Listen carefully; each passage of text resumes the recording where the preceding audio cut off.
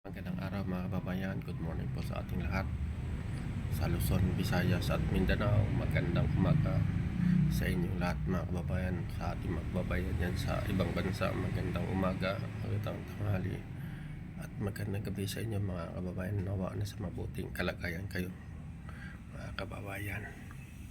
At mga kababayan, pag-usapan naman natin itong bagong balita, maganda mga kababayan, ikaganda ng bansa natin mga kababayan, lalo na po sa ating mga farmers mga kababayan. So pakinggan natin ito, ang ulat ng PTV4 mga kababayan. Nakakatuwang isipin mga kababayan na ang ating mahal na Pangulo ay tuloy-tuloy sa paggawa sa kanyang mga pangako mga kababayan, na hindi niya pinabayaan talaga ang ating agricultural center mga kababayan, agricultural products mga kababayan, lalo sa mga farmers. So pakinggan natin ito mga kababayan, ang balita na maganda po para sa ating mga farmers mga kababayan. Nakakatagdang tanggapin ni Pangulong Ferdinand R. Marcos Jr. ang Economic Cooperation Committee ng Japan at Pilipinas para sa ika-42 taunang joint meeting ng dalawang bansa. Si Clazel Pardilla sa sentro ng balita live. Angelique, patatatagin pa ng administrasyon ni Pangulong Ferdinand R. Marcos Jr. ang ugnayan ng Pilipinas at Japan sa pagpapalago ng negosyo at ekonomiya ng dalawang bansa. Mamayang alas 2 ng hapon, nakatakdang tanggapin ng Presidente ang Economic Cooperation Committee ng Japan at Pilipinas para sa ika-42 taunang joint meeting ng dalawang bansa. Tatalakayin ang pagpapaigting ng kalakalan, pamumuhunan, infrastruktura, human resource at turismo.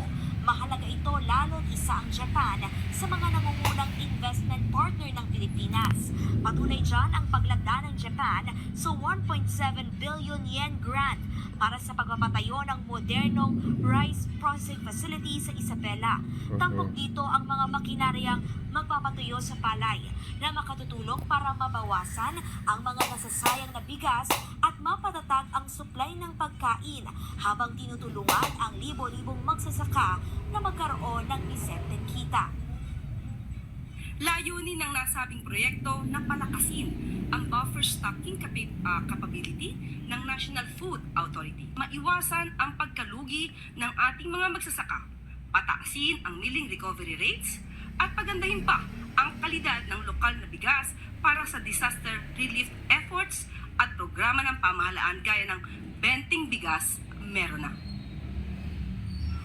Mula noong Enero hanggang Setyembre 2025, nangako ang Japan ng 14 billion pesos sa mga bago at expansion projects sa Philippine Economic Zone Authority o PEZA. Refleksyon ito ng gumagandang ugnayan ng dalawang bansa. Kabilang sa mga dadalo sa pagpupulong mamaya, sina Executive Secretary Ralph Recto, Finance Secretary Frederick Go, DTI Secretary Cristina Roque, at DepDev Secretary Arsenio Balisacan. Susundan niya ng meeting ni Pangulong Marcos sa Social Secretary's Office at Cultural Center of the Philippines. Bilang host ng ASEAN, tatalakayin ang mga paghahanda at preparasyon para sa ASEAN Summit ngayong taon. Ayon ng SOSEC ang updates hinggil sa paghahanda para sa 40th ASEAN Summit shows na gaganapin sa May 2026. Magbibigay naman ng update ang CCP tungkol sa paghahanda para sa 49th ASEAN Summit shows na gaganapin sa November 2026.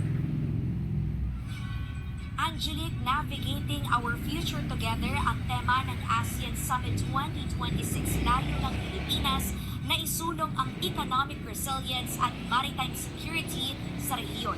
Na rin yung mga kababayan, talagang naglaan ang Japan para po sa ating mga farmer sa tulong ng ating mahal na Pangulo sa kanyang mga pangako na muling itaas ang antas ng ating mga farmers, lalo na po sa palay, sa agriculture products mga kababayan.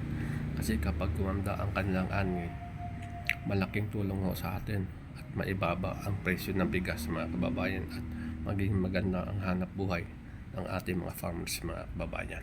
May mga bagong gamit pa pansaka.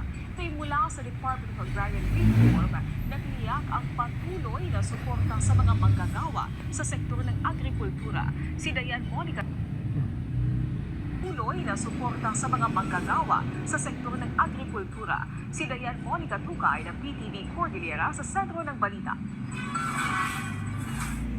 Pinangunahan ni Department of Agrarian Reform Secretary Conrado Estrella III ang pamamahagi ng Certificates of Condonation with Release of Mortgage, Certificate of Land Ownership Award sa 137 agrarian reform beneficiaries mula sa iba't ibang munisipyo ng Apayao kasabay ng 31st founding anniversary ng Apayao Province.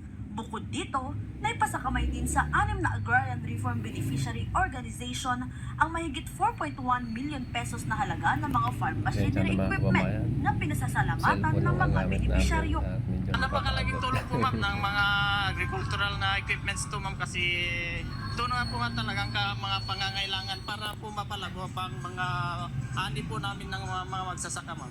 Maraming salamat sa administrasyon ni President Bongbong Marcos dahil napakaganda po ang trato niya sa ngayon sa aming mga magsasaka, Tama. lalo na sa mga ARB at lalong-lalo na yung mapadali at mapalakas pa at saka maparami pa ang ani ng aming mga magsasakang miyembro dito sa aming kooperatiba. Sa naturang distribusyon, tiniyak ni Secretary Estrella ang karagdagang interventions para matulungan ang ARB sa lalawigan at ang tuloy-tuloy na pamamahagi ng mga makinarya, farm-to-market road projects, at iba pa.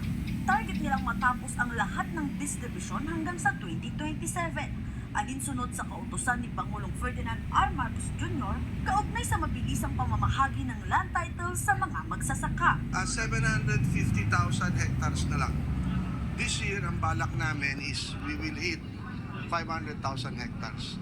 Next year, 250 na lang. So, we're keeping our fingers crossed.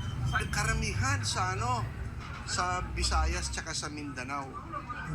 Konti na lang dito sa Luzon. Halos lahat na-distribute na.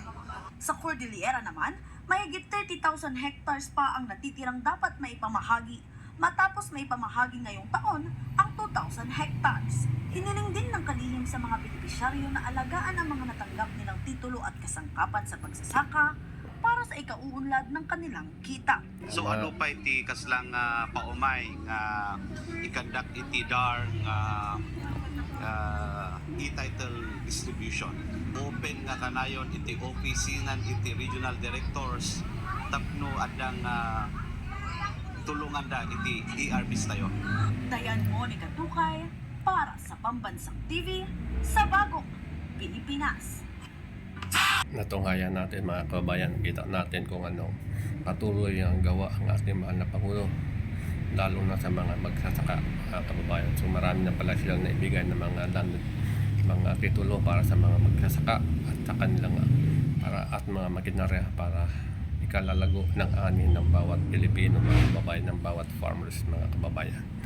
So kaya mga kababayan, we encourage you na manood po kayo sa PTV4 at sa RTB mga kababayan kasi nandun lahat ang mga proyekto ng ating mahal na Pangulo. Makikita niyo po lahat doon mga kababayan.